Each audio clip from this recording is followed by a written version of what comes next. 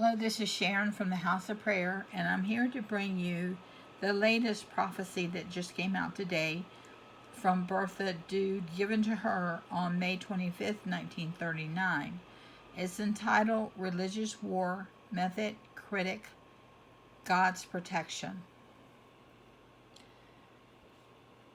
The fight about the souls is so different, one, and involving great responsibility, that all strength has to be applied when the erring souls are not to get lost forever.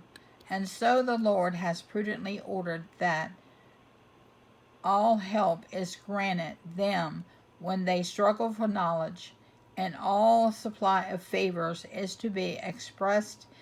There were only the smallest will strives towards truth. This is basic knowledge, from which it then must be evident for you men that only always the infinite love of God is working to redeem mankind, and for that reason also must be such an unusual effect. In the coming time, everyone will have to struggle that he remains true to himself. He will first have to fight the religious war with himself, and will have to request for this great power from God, that he stands firm when everything around him threatens to stagger. In like manner, a general, obvious fighting method will be applied which is hostile to and persecutes every spiritual direction which has gone through the topmost critic. The last attempt will be, irrespective of denomination, wanting to indulge men to remove the old teaching and to join a new direction, which is, however, incompatible with the teaching of Christ, and consequently has to have a ruin-bringing effect on mankind. The general spiritual retrogression will be caused that no great resistance will oppose this striving, and misery will always be greater, because the soul removes itself further and further from the only truth, and consequently also from the eternal divinity, because the complete separation is to aim of mankind, but not the unification with it. All the more terrible will be the results of the striving, because the gap becomes bigger and bigger, which separates man from truth and right recognition.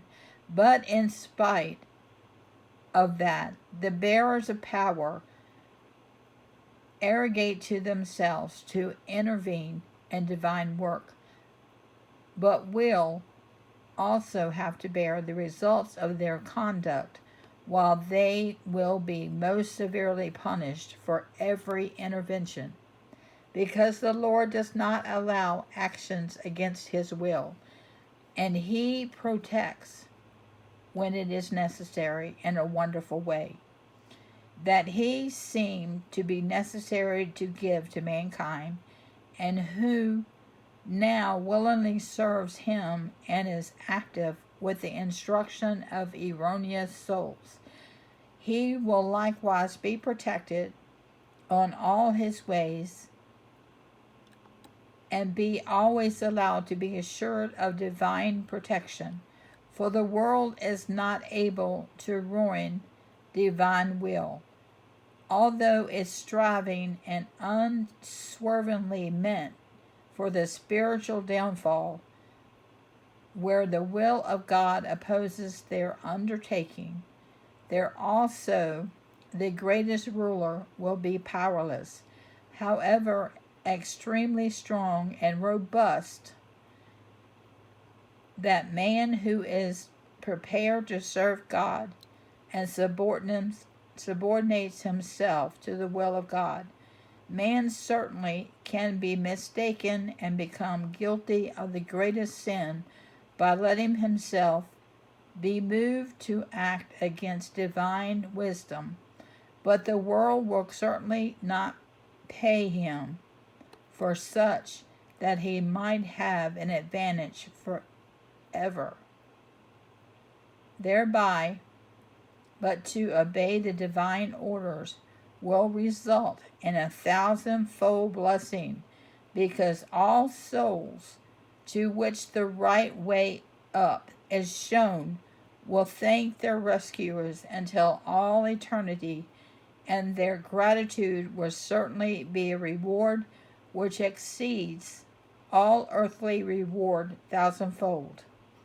Amen.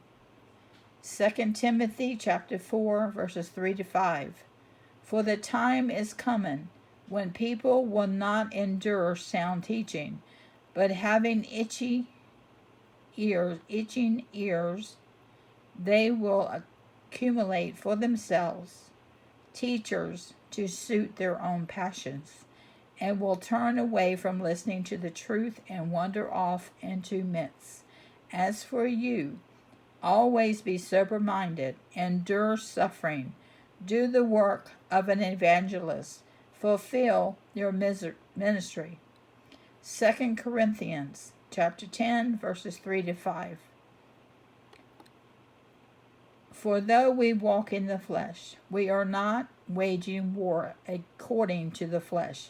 For the weapons of our warfare are not of the flesh, but have divine power to destroy strongholds. We destroy arguments and every lofty opinion raised against the knowledge of God, and take every thought captive to obey Christ.